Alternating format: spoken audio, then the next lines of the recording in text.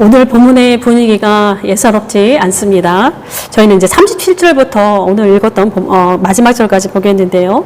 예수님과 바리새인, 이 양측이 첨예하게 대립하며 충돌하는 그런 장면입니다. 37절부터 이렇게 전반적인 내용으로 보면 예수님께서 일방적으로 그리고 공격적으로 막 밀어붙이는 그러한 장면이 주를 이루는데, 그런데 뒤에 보면 우리가 읽지 않은 그 두 구절에 보면 바리새인들이 거세게 달려들며 반격하면서 이제 오늘 본문이 끝나고 있습니다. 바리새인과 율법학자 두 부류가 등장을 합니다. 이 둘은 서로 상이한 그룹은 아닙니다. 그러니까 바리새인이라는 커다란 이렇게 우산 안에 이 율법학자의 그룹이 있다고 보시면 되겠습니다. 예수께서 한 바리새인의 식탁에 초대를 받습니다. 일반적으로 식탁으로 초대한다라고 하는 것은 우호적인 감정에서 출발을 합니다. 그러니까 더 많은 대화를 하고 싶다라고 하는 표시이기도 하고, 또 서로의 삶을 나누고 싶다는, 서로 연대하고 싶다는 그런 의미를 가지고 있기 때문에 식탁의 나눔이라고 하는 것은 사소해 보일지는 몰라도, 그러니까 뭐 대단해 보이지는 않을지라도 단단한 정서적 유대감을 형성하는 중요한 의식으로 자리 잡을 수 있습니다. 그러니까 교회 공동체가 규칙적으로 성만탄의 식탁을 하는 이유도 이와 같습니다. 때는 점심 즈음입니다. 점심이라고 이제 번역되어 있는데, 조반을 먹다라는 말로도 이제 번역이 됩니다. 그러니까 아마도 늦은 아침이었을 것 같습니다. 말씀하시던 중에 초대를 받은 그런 정황이 나타나는데, 처음에는 훈훈하게 시작을 했을 것 같습니다. 그런데 본격적인 식사가 시작되기도 전에 식탁의 분위기가 걷잡을 수 없이 험악해지는 본문입니다. 예수께서 식사 전에 손을 씻지 않으셨는데 이것이 문제의 발단이 됩니다. 그러니까 놀라다라고 한 단어가 사용되었습니다. 그러니까 기이 여기다라고 하는 의미인데, 단순한 놀람이 아니라 이상하고 낯설게 여기다라고 하는 뜻을 가지고 있습니다. 그래서 공동 번역에서는 깜짝 놀라다 이렇게 번역되었습니다. 우리에게는 별로 이렇게 식사 전에 손 씻지 않은 것, 매우 가볍고 사소해 보이는 행동처럼 보이지만 그들에게는 아닙니다. 그들의 끝이 지금 파열되고 있는데, 이 손 씻는 정결 규정이 매우 중요했습니다. 모세의 율법은 아닙니다. 그런데 꽤 오래전부터 유대인의 가정과 그 공동체 안에서 매우 중요하게 여기며 내려온 전통입니다. 특별히 세 가지의 그런 상황에서가 그렇습니다. 예배와 재판, 그리고 식사 자리입니다. 모두 다 지극히 개인적인 사건이지만 동시에 공적이고 또 제의적인 의미를 가지고 있습니다. 먼저는 예배에서입니다. 희생 제사를 드리기 전에 이 제사장이 첫 번째 해야 하는 행동은 물두멍에서 손을 씻는 일입니다. 그것은 그 제사장이 하나님 앞에 서는 사람으로서 지금 성결한 사람인 것을 드러내고, 또 하나는 그가 드리는 이제부터 드려지는 예배가 성결하게 하나님께 드려진다라고 하는 그런 상징적인 그런 행동입니다. 두 번째는 재판에서 그렇습니다. 빌라도가 많이 거론이 되는데, 재판석에 앉은 빌라도가 묻습니다. 바라바와 예수 중 누구를 놓아줄까? 그랬더니 성난 군중이 바라바를 놓으라 소리 질렀고, 그 등등한 기세를 보니 밀란이 날까 두려워집니다. 그래서 빌라도가 물을 가져오라 합니다. 물을 가져오라 하면서 이 전체 무리 앞에서 손을 씻습니다. 그러면서 이렇게 말합니다. 이 사람의 피에 대해서 나는 무죄하다. 그러니까 재판장에서의 손 씻는 행동은 자신이 무죄함을 선언하는 그러한 행위와 같습니다. 마지막 세 번째는 식사입니다. 오늘의 비유인데 가장 많이 손을 씻게 되는 경우입니다. 지금도 전통을 중요시하는 유대인들은 식사 전에 반드시 손을 씻고 난 다음에 말씀을 암송하고 다 같이 그리고 식사를 합니다. 가족 공동체의 굉장히 중요한 일상의 의식으로 이 사람들의 삶에 자리 잡았기 때문에 습관처럼 몸에 완전히 배어 있다고 해도 과언이 아닙니다. 또한 단순한 습관을 넘어서 이거는 제의적인 의미를 갖습니다. 때문에 이 일상에서의 이 신앙적 일상, 그러니까 유대인들의 신앙적 일상을 지탱하는 그런 든든한 버팀목으로서의 그러한 행동이라 볼 수 있습니다. 예수님 역시 유대인으로 태어나서 유대인으로 성장했으니 이를 모를 리 없습니다. 무의식 가운데에 자동 반사적으로 해라 하지 말라라고 하는 것이 필요 없을 정도로 이렇게 튀어나오는 그런 행동이었을 것인데 오늘 본문에서는 그리하지 않으셨습니다. 그러니까 많은 사람들 속에서 막 이렇게 바삐 움직이다 보니까 어쩌다 실수로 잠깐 놓친 것인지 아니면 의도적인 것인지 그건 드러나 있지는 않습니다.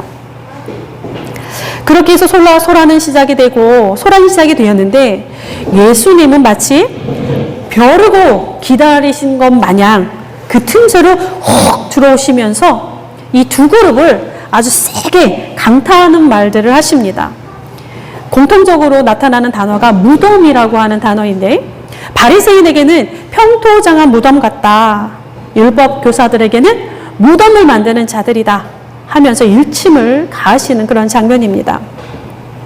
지금 가장 정결하고 가장 경건하다라고 자타공인된 사람들입니다. 그들이 지금 가장 불결한 무덤에 비유되고 있는데 이들은 사소한 일상의 것들도 신앙의 정죄를 지키기 위해서 매우 애쓰는 그러한 사람들입니다. 그런데 이들을 향해서 가장 부정한 시체를 품는 무덤으로 시체들을 이렇게 두는 그런 공간을 만드는 자들로, 그러니까 가장 부정한 자들로 쭉 떨어뜨려 놓습니다. 게다가 바리새인의 무덤은 보통 무덤이 아닙니다. 평토장한 무덤에 비유됩니다.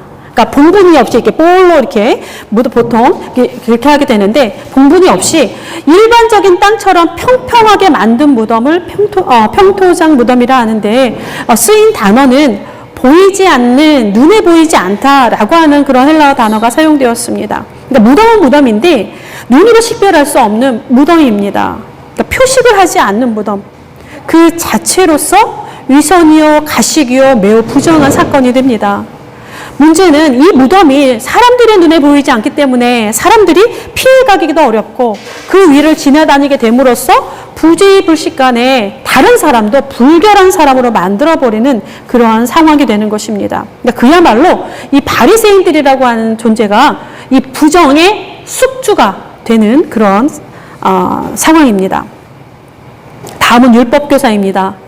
무덤을 만드는 자들 이렇게 하셨는데 이들의 무덤은 심지어 선지자들의 무덤입니다.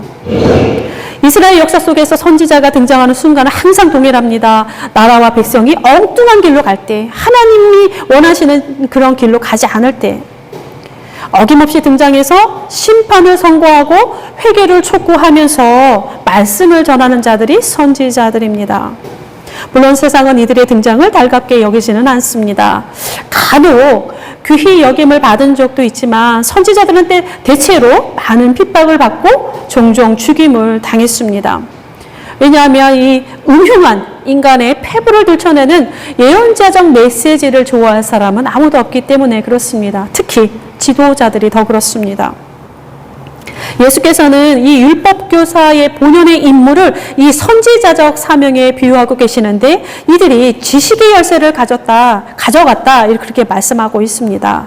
이 지식의 열쇠, 고대로 갈수록 이 열쇠에 대한 이미지는 굉장히 중요합니다. 헬라 문화에서도 그렇습니다. 왜냐하면 그러니까 하늘과 또 저 아래에 있는 음부의 세계가 이 땅과 연결이 되는데 어떻게 연결이 되냐? 문이 있다고 여긴 겁니다. 그러니까 하늘로 가는 문, 또 음부로 내려가는 문이 따로 있다고 생각을 합니다. 근데 이 문이 그냥 항상 열려진 문이 아닙니다. 또 앞에만 서면 스르륵 열리는 자동문이 아니라 반드시 열쇠가 필요한 문이다. 그렇게 생각을 했습니다. 그러니까 열쇠가 있어야 되는 그러한 문들입니다. 이 문들의 열쇠를 가진 자가 있는데, 이 땅에 있는데, 그들이 특별한 사람들이고, 또 그들은 그러니까 신의 명령을 수행하는 자들이다. 그렇게 믿었습니다. 그러니까 그러한 사람들로 지금 율법교사가 비유되고 있는 그러한 상황인데, 그렇다면 이 율법교사들이 이 열쇠로 하나님을 향해 잠겨진 문을 혹은 무지의 문을 활짝 열어야 되는데, 그렇지 않다라는 것입니다. 그러니까 손에 쥐고만 있는 문을 열지 못하는 열쇠, 순금으로 만들었다 한들 그 문을 위해서는 아무짝에도 쓸모없는 그런 물건에 지나지 않습니다. 그렇다면 그 열쇠를 쥐고 있는 사람 역시 무의미한 존재일 뿐입니다. 지금 그렇게 신랄하게 지금 예수께서 이야기를 하고 있습니다.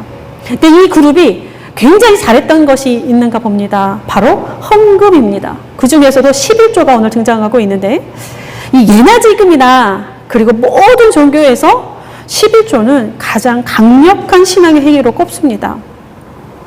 신앙의 모든 것이, 삶에 대한 모든 것이 하나님께로 시작이 됩니다. 모든 것이 하나님께로 돌아갑니다. 라고 하는 그런 신뢰와 그런 결단이 필요한 요구들이 다 신앙의 일들이지만, 기본적으로 규칙적으로 드리는 주일 헌금이라든가 11조는 다른 헌금보다 유의미한 면이 훨씬 더 많습니다. 그러니까 이 경우에는 누구나 할 수 있어도, 어쩌다 한 번 할 수 있어도 아무나 규칙적으로 할 수 있는 신앙의 현실은 사실 아닙니다. 그러나 사람마다 형편과 상황이 다르고, 또 그와 같은 헌신이 11조를 통해서만 유일하게 나타나는 것도 아니라는 것도 우리가 알아야 합니다. 그럼에도 불구하고 모든 종교에서 이와 같은 헌금이 차지하는 영향력은 사실 부인할 수 없습니다. 왜냐하면 자신들의 종교를 보존하고 유지하는 현실적인 기반이 되기 때문에 그렇습니다. 때문에 이 헌금이라고 하는 것은 우리가 생각하는 것보다 훨씬 더 많은 영향력을 행사하게 됩니다. 그런데 이 영향력이라고 하는 것이 마치 야누스의 얼굴과 같아서 빛과 어둠을 동시에 가지고 있는 그런 딜레마도 가지고 있습니다. 오늘 본문의 사람들을 보면 그러니까 보통의 헌신자들보다 더 특별하게 헌금하는 사람들인 것을 보여줍니다. 규정에도 없는, 남들이 안 하는 최소의 11조까지 구별하여 바치는 것으로 지금 나타나고 있는데, 이 웬만한 지극정성이 아니고는 이들을 따라가기 쉽지 않습니다. 예수께서도 이 자체를 꾸짖지는 않습니다. 그 자체를 꾸짖지는 않습니다. 그렇다고 강조하시지도 않습니다. 다만 이것도 저것도 둘 다 버리지 말라 이렇게 표현하고 계시는데, 이는 이미 하나는 버려졌음을 의미하고 있습니다. 공의, 하나님에 대한 사랑을 저버린 것, 그것을 질타하고 계시는데, 이 종교적 열심이라고 하는, 그러니까 겉으로 드러나는 종교적 열심이라고 하는 휘장 뒤에 교묘하게 숨겨진 인간의 민낯을 보여주고 계시는데, 이 인간의 민낯이라고 하는 것이 바로 사랑과 공의를 버리게 되는 그런 이유로 지금 등장하고 있습니다. 그 민낯의 이름이 탐욕과 악독입니다. 이들이 버린 공의와 하나님께 대한 사랑과 대비를 이루고 있습니다.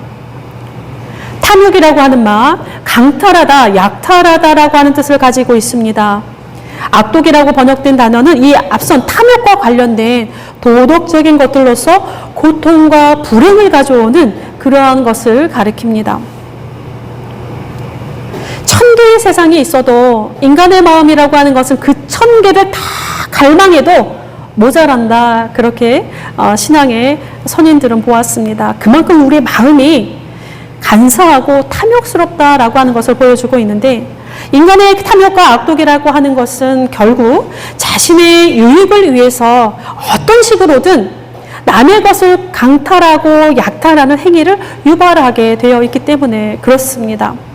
이것을 막 그냥 합리화하고 그럴듯하게 포장해서 그렇지 다 똑같습니다. 또한 이 인간의 탐욕과 악독이라고 하는 것은 그렇기 때문에 세상의 고통과 불행의 씨앗이 될 수밖에 없습니다.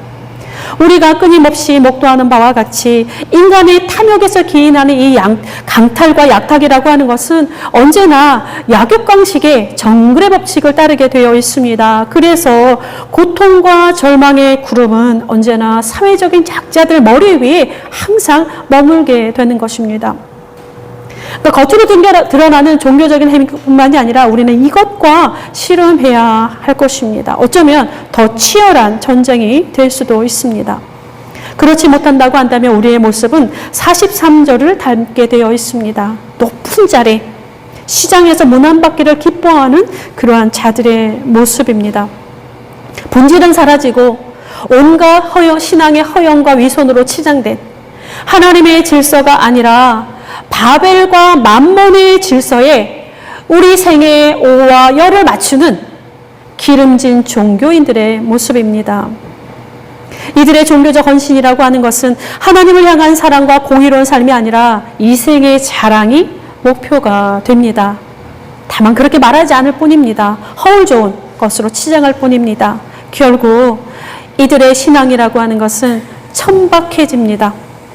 경건의 모양은 있으나 경건의 능력은 저 가득한 심연으로 사라져버리는 그러한 종교의 껍데기 종교인들로 남을 뿐입니다. 이에 대한 예수님의 매서운 그런 목소리가 구절구절마다 오늘 배어 있습니다. 화 있을진저, 화 있을진저, 화 있을진저. 지금 6번이나 반복해서 나오고 있습니다. 3번은 바리새인들을 향하고 있고 나머지 3번은 율법 교사들을 향하고 있는데 아까 제가 같은 울타리 안에 우산 안에 있다고 말씀드렸죠. 결국은 같이 6번입니다. 그러니까 바리새인들을 향해서 3번 내리 연속으로 얘기하니까 율법 교사가 예수님 너무한 거 아니냐, 우리를 모욕하는 거 아니냐 그랬더니 바로 또 작심 발언하시더니 율법 교사들을 향해서 3번 내리 저주를 선포하셨습니다. 화 있을진저, 이 표현이 처음은 아닙니다. 우리가 6장에서 시작하는 그 평지설교, 가난한 자는 복이 있나니, 거기에서도 이미 만났던 표현입니다. 거기에서 또 4번의 이제 표현이 나오는데, 6장에서의 이 화는 부요한 자, 배부른 자, 웃는 자, 칭찬받는 자를 향하여 있었습니다. 바로 오늘의 대상과 비슷하지 않을까 싶습니다. 이들의 악함이라고 하는 것은 마지막 절에 현격하게 드러나고 있는데, 이렇게 막 예수님을 6번이나 막 내리 이렇게 말씀하시니까 이들이 예수님을 향해서 거세게 달려들다 그렇게 표현되어 있습니다. 그리고 예수님의 말에 책 잡으려고 이제 노린다라고 하는 구절로 이제 본문이 맞춰지고 있는데, 이 책 잡으려고 노린다라고 하는 구절이 매우 살벌합니다. 이 단어는요, 숨어서 기다린다라고 하는 것과 사냥하다라는 단어가 나란히 사용되어 있습니다. 그러니까 예수님을 사냥하기 위해서 함정을 퍼놓고 숨어서 기다린다라고 하는 뜻으로 본문이 맞춰지고 있는데, 이제 점점 더 고난스러워지는 이제 주님의 앞날이 예견되고 있는 그러한 상황입니다. 근데 사실 6개의 저주는 우리가 생각하는 저주가 아닙니다. 못된 사람들을 향해서 막 분노를 쏟아버리는, 그들에게 재앙이 임하기를, 그들에게 불행이 임하기를 기원하는 그런 저주는 아닙니다. 6장도 마찬가지입니다. 또 구약이나 신앙에서 나오는 이런 표현들은 사실 복수하는 그런 기원을 목적으로 하지 않습니다. 예수님의 탄식입니다. 인간의 죄악을 고발하는, 심판을 경고하고 있지만 그 마음과 행위를 바르게 돌이키기를 바라는 아버지의 간절함이 배어있는 말씀의 이중성입니다. 그래서 이 탄식은 다 감탄사로 표현되어 있습니다. 우리 한글 성경에서는 사실 딱 그렇게 눈에 들어오지 않는데, 원서를 보면 딱 눈에 이 감탄사구나 알 수 있습니다. 46절 중간에서만 독립 감탄사로 화로다 이렇게 사용되고 있는데, 나머지 5개의 화 있을진저라고 하는 그런 구절들을 직역하면 그렇습니다. 화로다 그대여 이렇게 시작을 합니다. 우리가 이제 그 산상수훈에서 복이 있도다 그대여, 화로다 그대여랑 똑같습니다. 화로다 그대여. 그러니까 저주를 받아라 이게 아니라 어떻게 하면 좋겠는가 돌이키라 라고 하는 이 탄식이 농축되어 있다라고 보시면 되겠습니다. 새로운 시작을 알리는 이 예수님의 절망의 숨소리가 바로 이 단어에 농축되어 있습니다. 종교적 외형에 갇혀 진리에 무지해져 버린 사람들, 하나님의 시선이 아니라 세간의 칭찬에 막 함몰되는 종교인들, 탐욕으로 인해서 속에 있는 빛이 어두워지고 빛이 어두워지니 독을 막 품게 되는 그러한 사람들의 모습, 무덤과 같이 되었는데 무덤인지 땅인지 분간도 되지 않는 그러한 사람들, 그 실존 자체가 화라고 지금 이야기를 하고 있습니다. 그러니 하나님을 향해서 돌이키라라고 하는 그런 예수님의 간절한 탄식입니다. 우리 역시 이들과 무관하다 자신할 수 없습니다. 그 누가 우리의 모든 것을 투명하게 보시는 하나님의 탄식 소리에 나는 아니다, 자신 있게 말할 수 있겠습니까? 예수님을 식탁에 초대한 바리새인이 우리가 아닌가 돌아보아야 합니다. 지식의 열쇠를 가진 자에 대한 그러한 음성들이 또 우리의 것은 아닌가, 우리 자신의 우리의 신앙을 면밀히 살펴볼 필요가 있습니다. 마음이 청결한 자가 하나님을 볼 것이라 하였는데, 영적인 정결함이라고 하는 것은 종교적인 헌신, 그러니까 외형적인 것, 그런 열심으로 체득되지 않습니다. 화로다 그대여 탄식하시는 주의 목소리에 진심으로 공명하면서 아픈 마음으로 우리 자신의 영적인 허영과 위선을 마주해야만 합니다. 통회하는 마음으로 우리에게 깊이 박힌 탐욕을 끄집어내어서 밖으로 던져버리는 그러한 작업이 우리에게 필요합니다.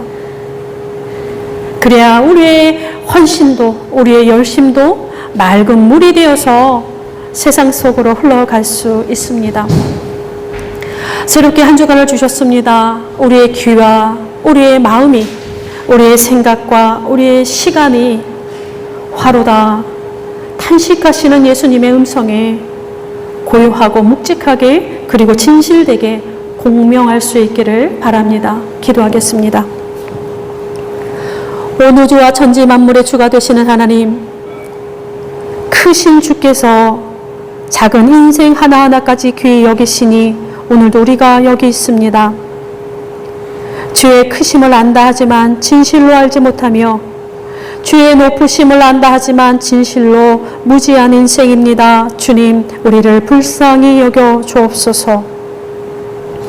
하나님을 향한 우리의 응답이 위선의 옷을 입지 않게 하여 주시고, 하나님을 향한 우리의 헌신이 허영의 날개를 달지 않도록 도와주옵소서. 땅의 풍요로움과 번영에 취하기보다 하나님을 알아가기에 애쓰는 인생이 되게 하시고, 진리를 더욱 사모하며 함께 누리는 평화를 사랑하는 삶이 되게 하옵소서. 전쟁과 재난과 가난과 폭력과 질병에 갇힌 이들을 오늘도 도와주시고, 우리의 삶의 조각 하나하나가 주의 선한 도구가 되어 이 땅에 사용되게 하옵소서.